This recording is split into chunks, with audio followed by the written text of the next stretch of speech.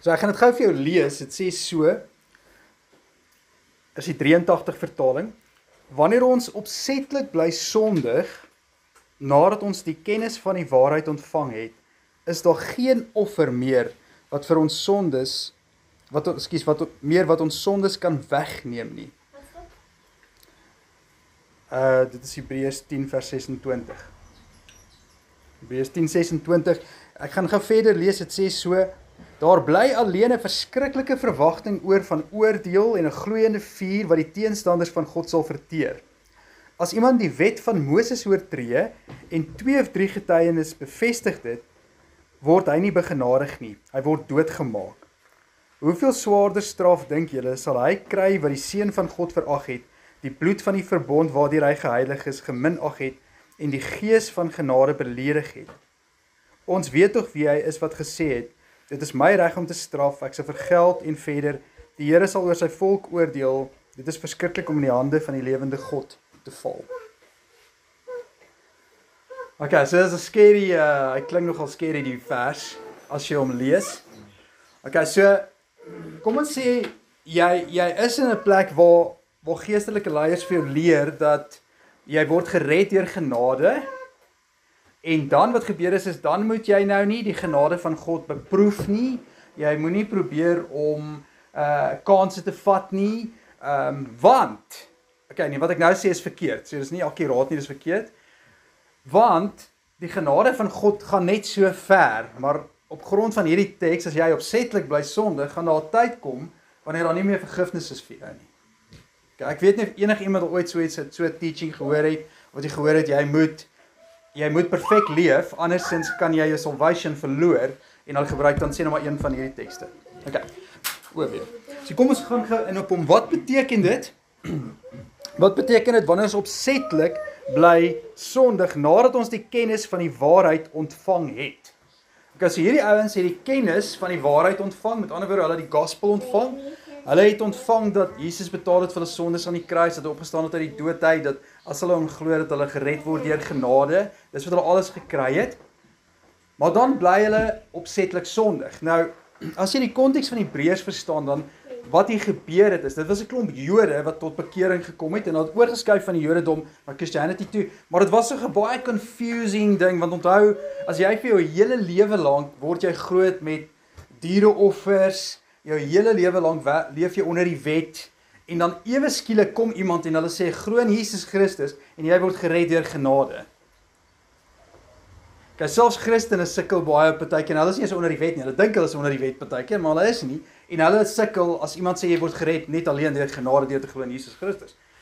So wat hier gebeur is hulle kom en hulle gee vir hulle die kennis van die waarheid. Hulle sê julle word gered deur genade as julle glo in Jesus Christus. Dan het jy redding. En die opsetlike sonde wat hier is die sonde wanneer hulle nie dit wil glo nie. Met ander woorde, hulle bring vir hulle die kennis van die waarheid, hulle expose hulle aan dit, en wat hulle doen is hulle weier om dit te glo. Dit is die opsetlike sonde waarvan gepraat word. Okay, want kyk gou mooi as jy die konteks verstaan, wat dit sê so, wanneer ons opsetlik bly sondig, nadat ons die kennis van die waarheid ontvang het. Met ander woorde, jy hoor die gospel, jy hoor as jy glo in Jesus Christus kan jy gered word, jy word nie deur werke gered nie. En wat gebeur is jy hou dan opsetlik, nadat jy die kennis van die waarheid ontvang het, bly jy opsetlik sondig, dan sê dit, is daar geen offer meer wat ons sondes kan wegneem nie. So as jy die sacrifice van Jesus sê, ek neem nie dit aan nie, selfs al sou jy teruggaan na die Jodendom toe, is daar geen sacrifice, geen offer wat jou sondes kan wegneem nie. Want onthou, die Joodse offers, die diereoffers het sondes bedek, het nie sondes weggevat nie. So as jy die sacrifice van Jesus verwerp, met ander woorde, jy hoor die gospel, jy hoor die gospel, jy hoor die gospel, en jy opsetlik hou jy aan, jy sê, ek verwerp Jesus, ek bly 'n Jood, ek gaan diereoffers doen, dan sê hy vir hulle, daar's geen offer wat my jou sondes kan wegneem nie, want daar is net een, en jy het hom verwerp. So, hy sê, wanneer ons opsetlik bly sondig, nadat ons die kennis van die waarheid ontvang het, is daar geen offer meer wat ons sondes kan wegneem nie. Daar bly alleen 'n verskriklike verwagting oor van oordeel en 'n gloeiende vuur wat die teestanders van God sal verteer. As iemand die wet van Moses oortree en 2 of 3 getuies bevestig dit, word hy nie begenadig nie. Hy word doodgemaak. Hoeveel swaarder straf dink julle sal hy kry? Okay, onthou ons praat opsetlike sonde. So wat hierdie ou doen is hy's heeltyd besig om te praat oor dieselfde sonde wat hulle doen. Hy sê heeltyd vir hulle, hier is die sonde, julle verwerp die seun van God. Okay, so jy kan mooi kyk as jy na konteks kyk en jy lees maar die hele hoofstuk, sal jy sien dis dieselfde ding wat heeltyd behandel word. Dis nie verskillende goed nie. So nou gaan hy verder in om hierdie opsetlike sonde te bespreek en hy sê dan, hoeveel swaarder straf dink julle sal hy kry wat die seun van God verag het, die bloed van die verbond waarmee hy geheilig is geminag het en die gees van genade beledig het. Met ander woorde, hy sê eintlik, as ons die gospel preach en mense verwerp dit heeltyd, is daar geen offer meer nodig, geen offer meer beskikbaar wat hulle kan red nie. Daar's net een manier om gered te word en dis deur Jesus Christus. Geen ander manier nie. En as jy opsetlik sondig, met ander woorde, as jy heeltyd die gospel verwerp, die seun verwerp, dan beteken dit, daar's geen offer vir jou oor nie. Dit het niks te doen met, ek het 'n Christen geword en nou doen ek 'n sonde soos, ek het 'n sonde wat ek sukkel om mee op te hou. Verstaan, dit het niks te doen met dit nie. Die konteks hier is heeltemal iets anders.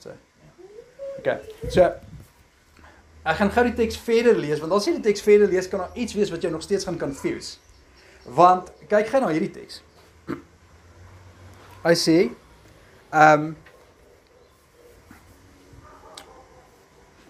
kom ons kyk gou hierso, vers 29.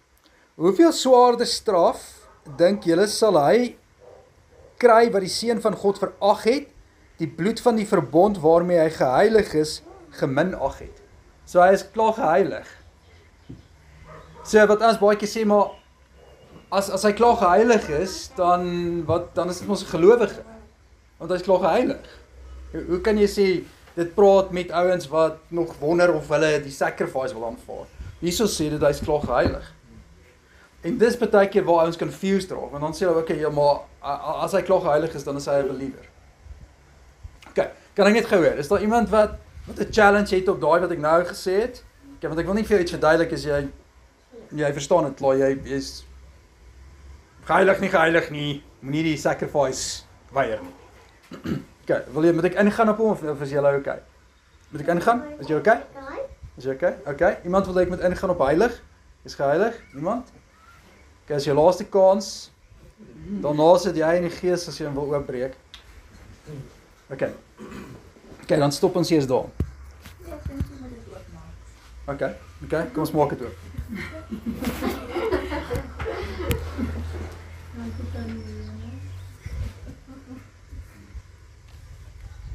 Okay, kom ons maak dit. Daar's 'n verbond ook, die bloed van die verbond. Yes.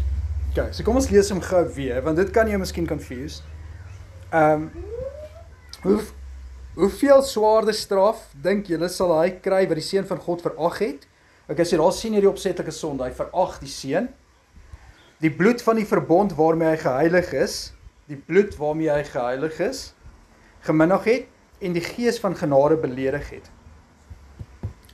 Okay, so blaai gou vinnig na Hebreërs, as jy gaan Hebreërs 13:12.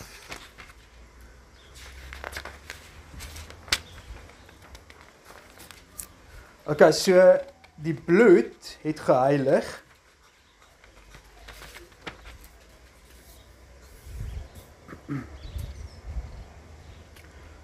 Okay, Hebreërs 13:12 sê so: Daarom het Jesus ook buitekant die stadspoort gelei om die volk deur sy eie bloed van hulle sonde te reinig.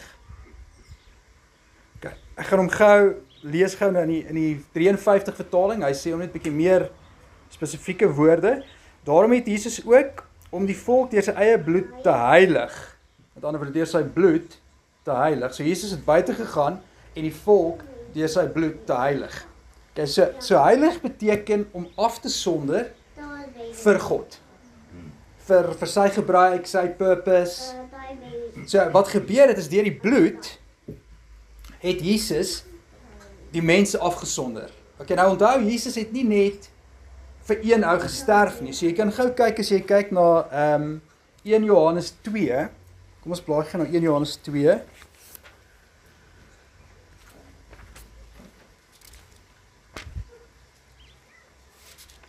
So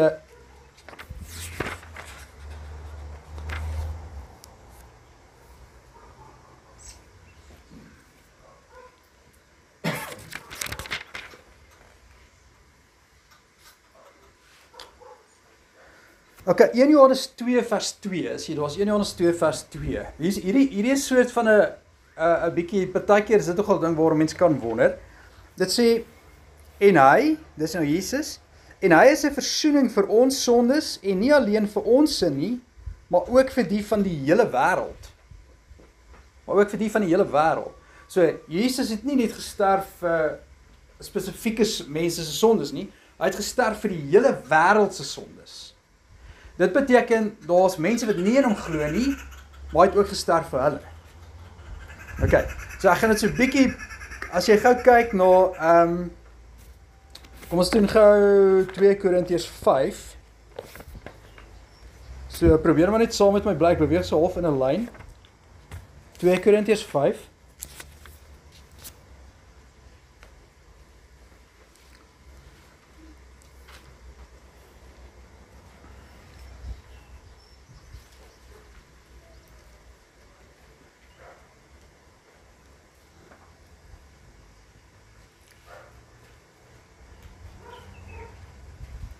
Kijk, kom ons vat vanaf vers 17, 2 Korintiërs 5:17. Okay, so onthou, Jesus is die versoening vir die sondes van die hele wêreld. Iemand wat aan Christus behoort is 'n nuwe mens. Dis ek en jy, ons is 'n nuwe mens, new creation, nuwe skepping. Die ou is verby, die nuwe het gekom. Dit alles is die werk van God. Hy het ons deur Christus met homself versoen en aan ons die bediening van die versoening toevertrou. Die boodskap van versoening bestaan daarin dat God deur Christus die wêreld met homself versoen het en die mense hulle oortredinge nie toereken nie. Die boodskap van versoening het aan ons toevertrou. Ons tree dus op as gesandte van Christus en dit is God wat deur ons 'n beroep op julle doen. Ons smeek julle namens Christus, aanvaar die versoening met God wat hy bewerk het. Christus was sonder sonde, maar God het hom in ons plek as sondaar behandel, sodat ons deur ons eenheid met Christus deur God vrygespreek kan word. Okay. Ek wil net gou vinnig kyk, okay. Vers 19, as jy vers 19 vinnig loer, die 53 vertaling sê hom so bietjie, sy woorde is bietjie meer soos wat hy in lyn is. Hy sê naamlik dat God in Christus die wêreld met homself versoen het. In Christus die wêreld met homself versoen het. Okay, so, hoe dit lyk, is dit lyk so. God, Jesus, het betaal vir al die sondes van die hele wêreld, en nou kom God na mense toe en hy sê, ek reken jou sondes jou nie meer toe nie. Met ander woorde, ek bied jou aan die vergifnis van sonde. So God kom na Johan toe en hy sê, ek bied jou aan die vergifnis van sonde. Ek het betaal vir al jou sondes aan die kruis. Wie is ek? Glo in my en alles wat in my is joune. Maar kom ons sê hy verwerp Jesus. Dan verwerp hy die vergifnis van sonde. Hy verwerp die versoening. Hy verwerp die genade. Hy verwerp ultimately Jesus. En as jy kyk na 1 John of 1 Johannes, as jy gaan na 1 Johannes 5,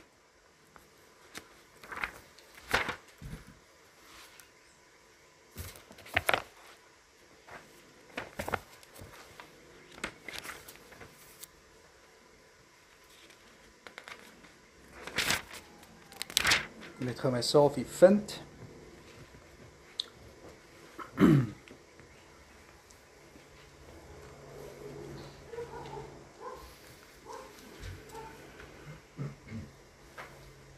Okay, hy sê so, ek gaan vir nou vers lees vanaf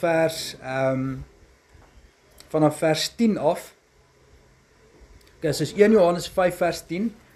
Wie in die Seun van God glo, besit die getuienis in sy hart. Okay, wie in die Seun van God glo, besit die getuienis in sy hart. Okay, onthou as jy in Jesus glo, deel van die getuienis is jy glo dat al jou sondes is vergewe. Dit is baie moeilik om in Jesus te glo wat betaal het vir jou sondes aan die kruis, en te sê ek het sondes wat gestraf moet word, want jy glo in die een wat betaal het vir jou sondes aan die kruis. So jy sê, die getuienis wat in jou hart is Jesus het betaal vir my sondes aan die kruis. dis jou getuienis, 'n deel van die getuienis in jou hart. So hy sê hy sê ekskuus hierso. Wie in die Seun van God glo, besit die getuienis in sy hart. Wie God nie glo nie, maak hom tot leienaar, omdat hy nie die getuienis glo wat God oor sy Seun gelewer het nie. En die getuienis behels dit: God het ons die ewige lewe gegee, en die lewe is deur sy Seun. Okay, dan die volgende teks is belangrik. Wie die Seun het, het die lewe. Wie nie die Seun van God het nie, het ook nie die lewe nie. So die oomblik as jy in Jesus glo, is die getuienis in jou hart. Want die getuienis sê dat Jesus het mens geword, betaal vir jou sondes, hy het jou gered, al jou sondes is vergewe. Dis die getuienis wat in jou hart is. Jy het ewige lewe op grond van Jesus. So die oomblik as Jesus na 'n ongelowige toe kom en hy sê, hier is ek bied vir jou, en dis die bediening van versoening wat ons na mense toe gaan. Ons kom na iemand toe wat ongelowig is, ek wil nou heeltyd vir jou aangebruik hier. Ons gebruik bietjie vir kyk, ons gebruik vir Josh. Okay. So, en die Here kom na Josh toe en hy sê, kom ons sê Josh glo nie. Hy kom na Josh toe en hy sê, Josh, ek bied vir jou vergifnis van sondes, ek het betaal vir al jou sondes aan die kruis. Al wat jy moet doen is glo in my. En hy verwerp die Seun. Dan verwerp hy alles wat die Seun hom gee. Maar as hy sê ek glo in Jesus, dan kry hy alles wat die Seun is. Hy kry die totale versoening, hy kry vergifnis van sonde. So daarom sal jy sien, as iemand ongelowig is, alhoewel Jesus betaal het vir al die sondes aan die kruis, reject hy die forgiveness. So hy het nie vergifnis van sonde nie. Al is daar versoening in Christus vir hom, reject hy daai vergifnis. So as die skrif sê dat jy is geheilig, as ons terugkom na Hebreërs 10 toe, as hy sê jy is gereinig deur die bloed van die covenant, dan beteken dit dat Jesus het gesterf vir alle mense, hy het alle mense afgesonder en gesê, jy is nou myne. So as jy byvoorbeeld, kom ons sê, so kyk, 1 Petrus 1 vers 19, kom ons doen gou 1 Petrus 1 vers 19, deur die bloed,